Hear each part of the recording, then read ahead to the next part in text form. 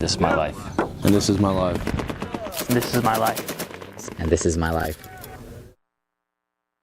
Hey, my name is Lance Cpl Geoffrey West. I'm from Los Angeles, California.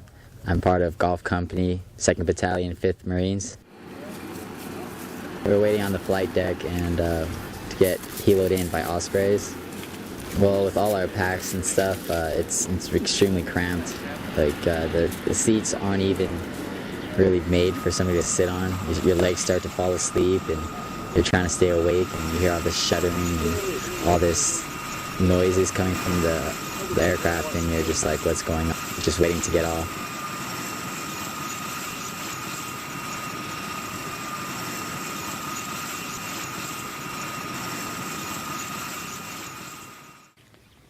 And then finally, about a couple hours later, we finally hit the deck and started the operation. So we just started a movement and patrolled to our next destination, our next checkpoint. We had tanks roll up with us as well, and we have several assets helping us out, air support and such, eyes in the sky. And when we started taking contact from around 600 meters off, and a couple of my buddies were on the roof, and some of the other guys were on the roof as well. Tanks were on each side of our building as we were taking contact. We all heard like cracks over our heads and impacts around us and stuff like that. Just taking cover and trying to find a better spot to engage.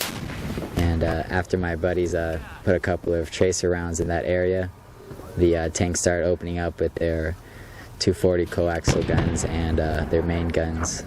But when the main gun opens up, whew, that thing is insanity. It shakes everything. You can see all the overpressure just going out all over the place, and it knocks the wind out of your lungs and stuff like that. And you're just like, then you know when you look down range and you see freaking just whole walls just collapsing and buildings. Like, thanks. We love our tanks.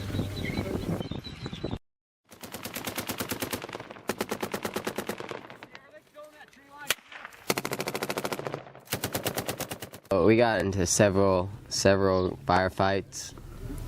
At first it was just like a few pop shots here and there, and then they started really getting accurate.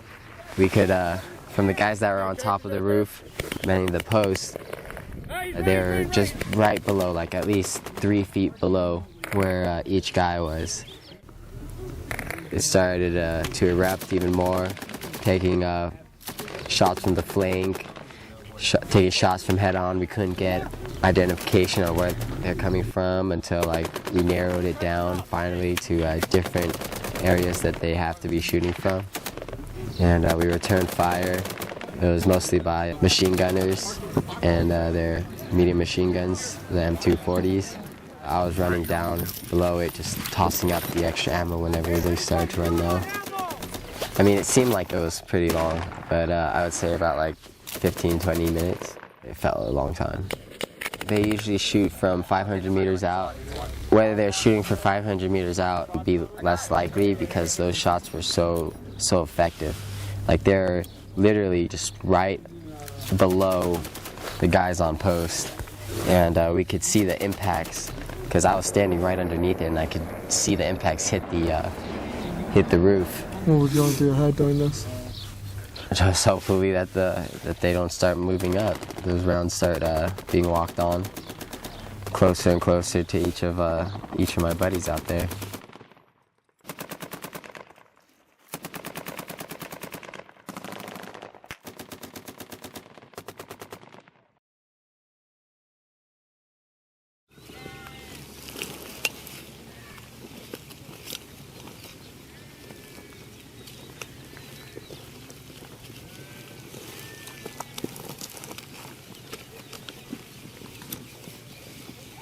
So far, we haven't been taking a lot of contact, maybe just like a pop shot here or there, or maybe just like a random RPG or mortar round.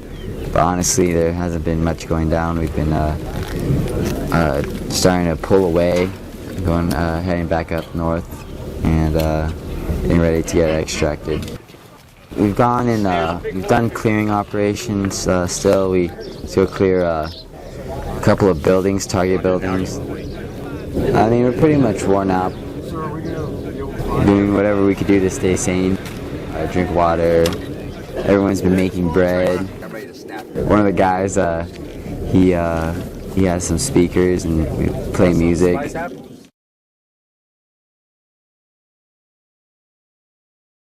Looking forward to the food, sleep without any disturbances, not getting shot at every day or anything like that.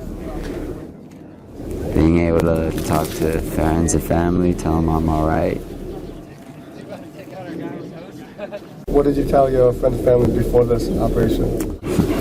Like if I die, you know, if I die during this thing, I want you to have like a peace of mind. Because I'm telling you now that it might happen, because this is a dangerous operation. Mostly everyone just finally finds their peace. They realize that it's their job, that something might happen to them, whether they die or they lose limbs or something, and they just got to push on through it and make the best of it, keep on going. We're all okay, and we're fine, and we're ready to go back home.